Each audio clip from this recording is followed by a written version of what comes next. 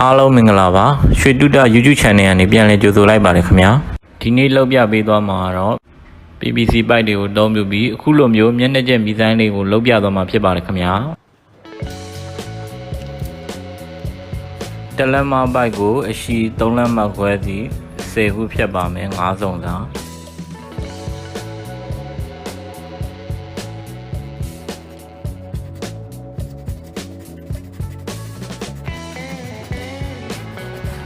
ဖြတ်ပြီးပြီဆိုရင်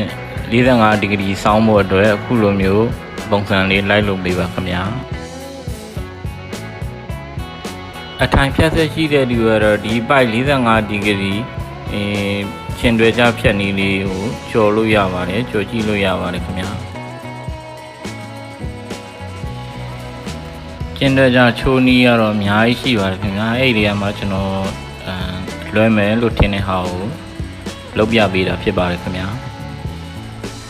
လှုပ်ဖူးလှုပ်စားမလှုပ်တတ်တဲ့လူတွေအတွက်ကတော့ဒီကျင်းတွဲကြချိုးနည်းကတော့အရန်ကိုခက်ပါတယ်ခဏခဏလောက်ရပါတယ်ကျွန်တော်လည်း3-4ခါလောက်လောက်ရပါတယ်ခင်ဗျာတီးတဲ့တက်တဲ့လူတွေကတော့တစ်ခါတည်းလှုပ်လိုက်ရင်ရပါတယ်ခင်ဗျာစိတ်ရှိရှိနဲ့ဖြည်းဖြည်းချင်းကြည့်ပေးပါခင်ဗျာအခုလိုမျိုးဗီဒီယိုတွေကိုကြိုက်နေတဲ့ဆိုရင်တော့ကျွန်တော်ရဲ့ YouTube channel လေးကို subscribe လုပ်ပေးထားပါဦးခင်ဗျာlike and follow share ခြင်းအပြင်ကျွန်တော်ကို support ပေးလို့ရပါတယ်ခင်ဗျာကျေးဇူးတင်ပါတယ်ခင်ဗျာ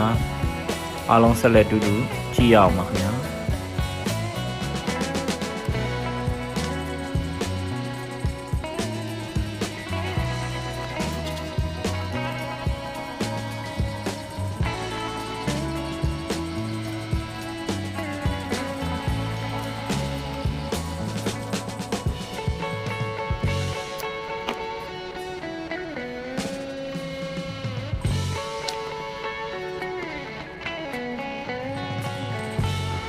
โอเคအခုဆိုရင်45ဒီဂရီကျင်းနေကြချိုးထားတာရပါပြီခင်ဗျာနောက်ထပ်4စုံထပ်ပြီးတော့လောက်ပါမယ်ခင်ဗျာโอเคအခုဆိုရင်အားလုံး5စုံပြည့်သွားပြီဆိုရင်တော့ကျွန်တော်တို့ဒါလေးတွေကိုဖိုက်ကိုတူးလေးနဲ့ကတ်ပါမယ်ခင်ဗျာ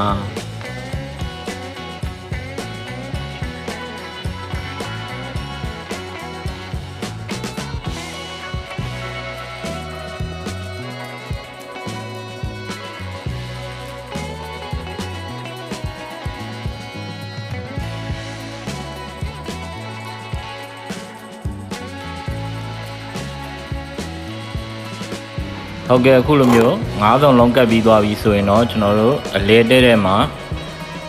အပေါင်လေးဖောက်ဖို့သာလုပ်နေပါတယ်ခင်ဗျာ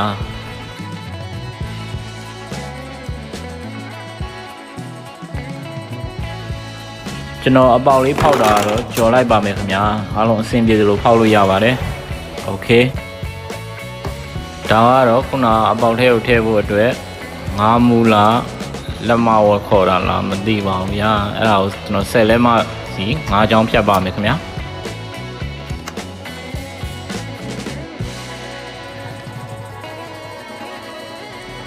ဟုတ်ကဲ့အခုဆိုရင်10လက်မ9ချောင်းရပါပြီခင်ဗျာ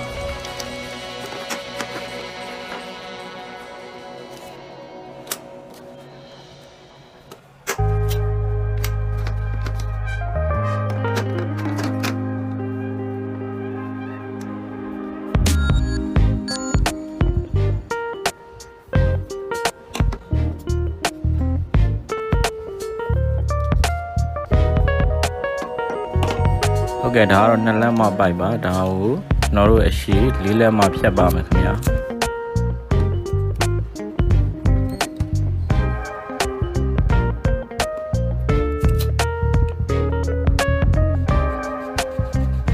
ဟုတ်ကဲ့အခုအရှိ4လက်မဖြတ်ပြီးသွားပြီဆိုရင်ကျွန်တော်တို့ဘေးကနေ9မူပိုက်ထဲဖို့သာအပေါင်လေး9ပေါက်ဖောက်ပါမယ်ခင်ဗျာ9မူပေါက်5ပေါက်ဖောက်ပါမယ်ညီလူညီမျှဖြစ်တော့ဒီကောင်ကိုပေကျိုးနဲ့နှစ်ပေပိုက်ကိုပတ်ကြည့်လိုက်တော့သူရဲ့အရှိအလုံးပေါင်း9လက်မခွဲရှိတယ်အဲ့တော့9ပေါက်ဖောက်မယ်ဆိုတော့တစ်ပေါက်နဲ့တစ်ပေါက်ကွာဟိုရတစ်လက်မခွဲစီခွာလိုက်ပါတယ်9ပေါက်ဆို9လက်မခွဲခွက်တီဖြစ်သွားပါတယ်ဗျာညီတူညီမျှဖြစ်သွားပါတယ်အပေါက်ဖောက်တာတော့ကျွန်တော်ကြော်လိုက်ပါပြီခင်ဗျာ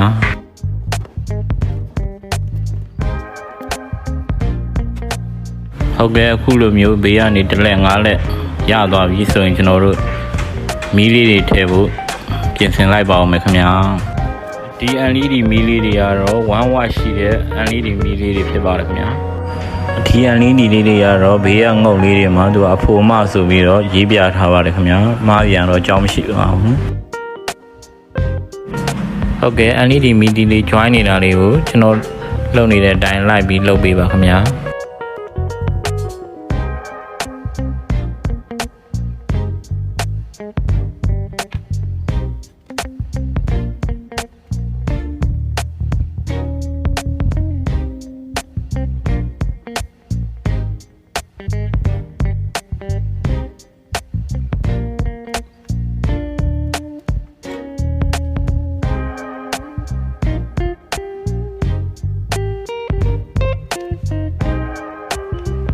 ကဲလောလောဆယ်မီနီ9လုံးစာရပါပြီဗျာ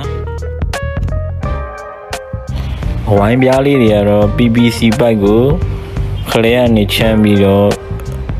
အပူပေးပြီးတော့ပြားထားတာဖြစ်ပါတယ်အခုလိုမျိုးလေး9စုံစာလိုက်ပြီးတော့ထည့်ပေးထားပါ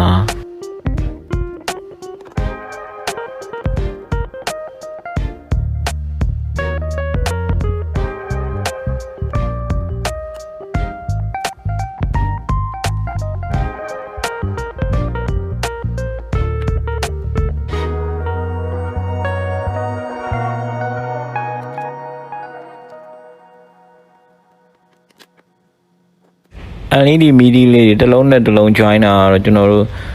CD light join မှာဖြစ်ပါတယ် CD light join နေဆိုတာကတော့ပထမမီးလုံးက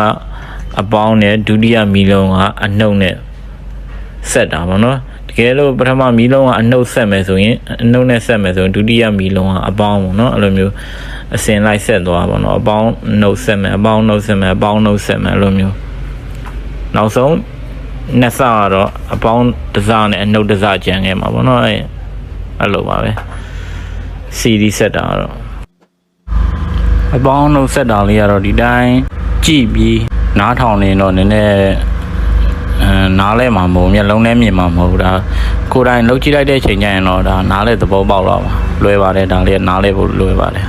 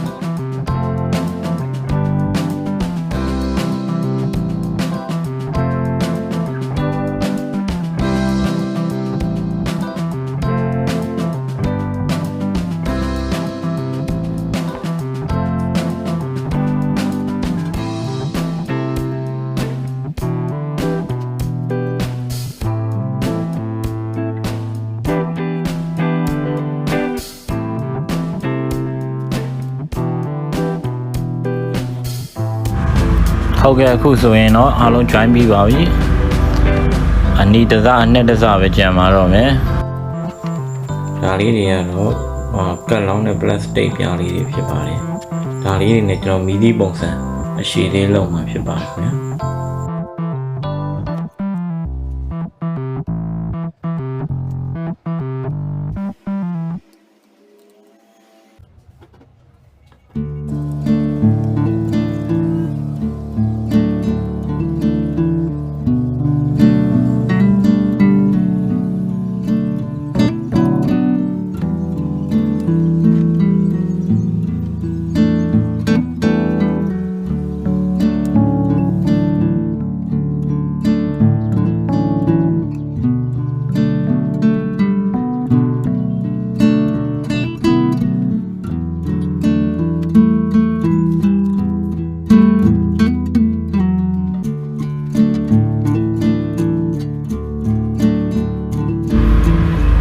LED ကကျတော့ DC ထွက်တာပေါ့နော်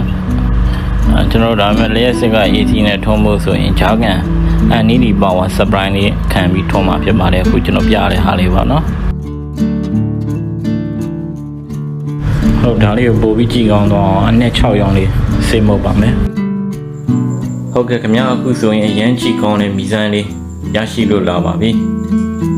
ဒါကတော့ညမှာထုံးပြထားတဲ့ဟာဖြစ်ပါတယ်ဟုတ်ကဲ့ဗီဒီယိုလေးကိုအဆုံးထိကြည့်ရှုပေးတဲ့အတွက်ရောက်စီတိုင်းကျေးဇူးတင်ပါတယ်ခင်ဗျာ Bye bye see you next video